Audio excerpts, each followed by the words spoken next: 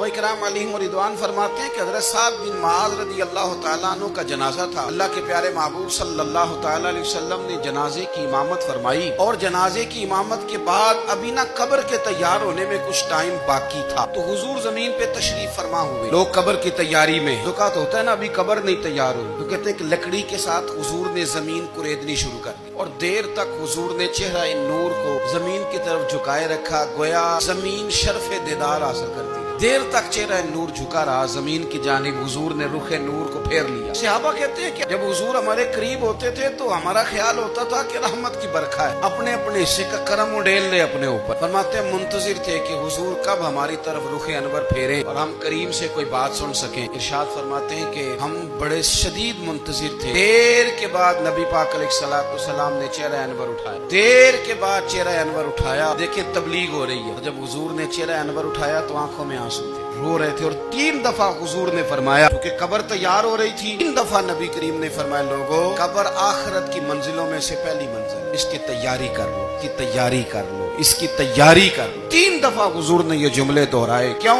एक मैं तबलीग करता हूँ पर उसमें न दर्द है, न रोना है, न वो लबो लहजा। हुजूर दावत दे रहे हैं कब्र की तैयारी की, लेकिन उसमें आंसू है, उसमें खास रगबत है गुलामों की। अपनी जिंदगी के अंदर जो हमारा अंदाज़े तकल्लुम है, हमारा अंदाज़े गुफ्तगू है। सैयदना अब्दुल्लाह इब्न अमर रज़ी अल्लाह तआला अन्हु रवायत करते हैं कि नबी पाक सल्लल्लाहु तआला अलैहि वसल्लम ने इरशाद फरमाया कि जन्नत में ऐसे भी कमरे होंगे, जन्नत में कुछ ऐसे कमरे, कुछ ऐसे मकानात भी होंगे कि बाहर खड़े होंगे तो अंदर नजर आएगा और अंदर खड़े होंगे तो बाहर नजर आएगा। यानी एक तो तुम आईने लगाते हो ना, दीवारें इतनी शफाफ होंगी कि अंदर बाहर से उनका हुस्न दिखाई देगा। हजरत सैयदना मालिक अशअरी रज़ी अल्लाह तआला अन्हु बैठे थे, कहते मैंने फौरन अर्ज की, हुजूर वो मिलेंगे किसको? वो जो इतने हसीन घर होंगे कि दीवारें ही शीशे की महसूस होंगी, अंदर बाहर से हुस्न के जलवे दिखाई देंगे, हुजूर वो मिलेंगे किसे? अल्लाह के प्यारे महबूब अलैहिस्सलाम ने फरमाया वो उसको मिलेंगे गुफ्तगू अच्छी करेगा, जो गुफ्तगू अच्छी करे, लबो लहजा अखलाक वाला हो, गुफ्तगू अच्छी करेगा, लोगों को खाना खिलाएगा और जब लोग सो रहे होंगे तो वो उठ के अपने रब की इबादत करेगा। उस शख्स को वो मकानात मिलेंगे जिनकी दीवारें आईने की मानिंद हो, जिनका हुस्न ताजा हो, जिनको अल्लाह तबारक व तआला ने अपने